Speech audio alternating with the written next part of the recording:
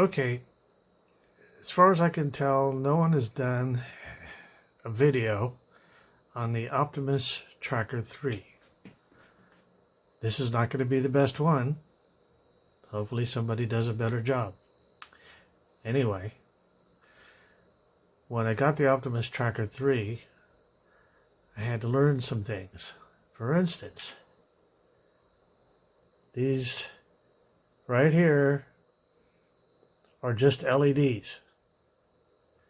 That battery symbol does not change. It does not change. It blinks when it's charging, it blinks when it needs to be charged, and it stops blinking when it's fully charged. And when the device is running, it's out. Same thing for the GPS. The GPS will blink until it finds the satellites, then it stops blinking, and then it goes out.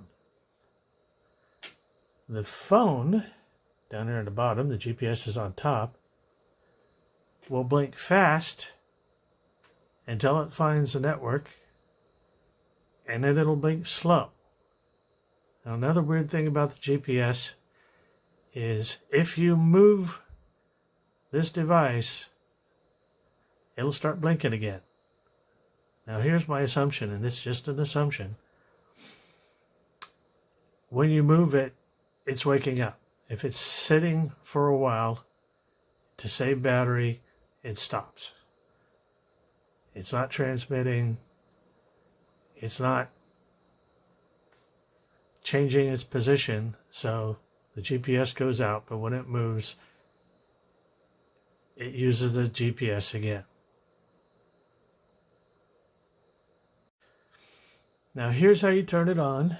There's a little button up here you have to push hard. And it'll buzz after you hold it for a little. The battery light came on, and then it went out because it's fully charged. The GPS light is blinking. The network light is blinking until it finds the GPS satellites and the cell network. It found the cell network, so now it's blinking slower. And it's still looking for GPS, which could be a problem inside. That's what you're going to see when you have it turned on and registered.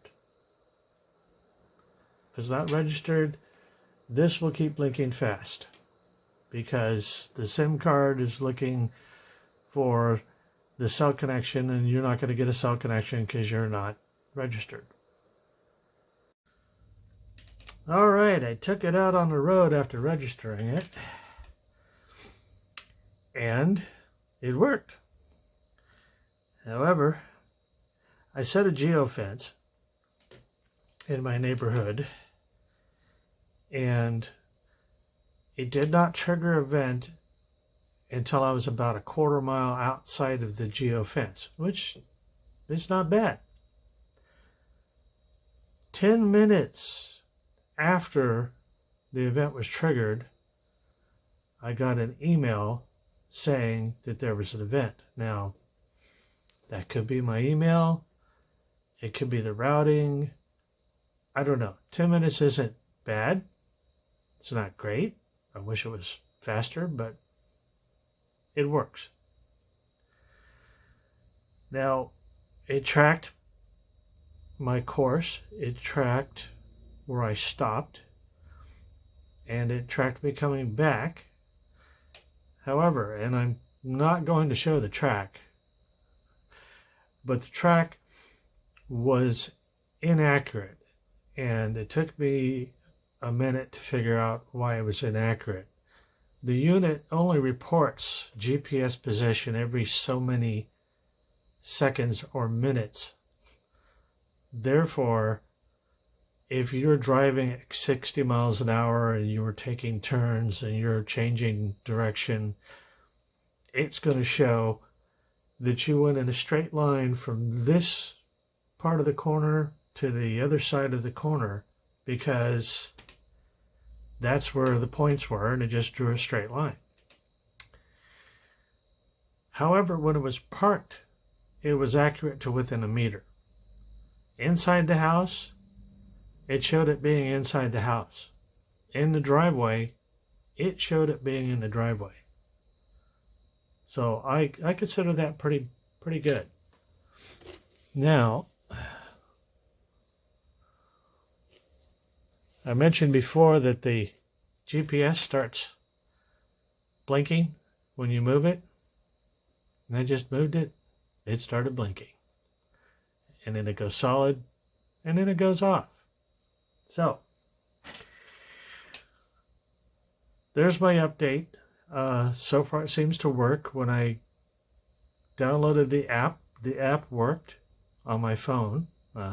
It doesn't get the best rating in the world on Google Play, but it seemed to work on my phone. I didn't see the problems that other people said they saw, but we'll see. I did not track it live because, well, I was driving and I don't have anything that holds my phone while I'm driving so that I could look at it. Tracking on the computer to see where I've been and where I am worked well. Didn't have any problem there. So I'm not sure how it works on live tracking, but I'm assuming that it works decently, and it might even work faster because it's going over the network and not waiting for email. So there's my report on the Optimus GPS Tracker 3.0, which apparently nobody else has done a review on, so my non-stellar attempt is the only thing you have to go on.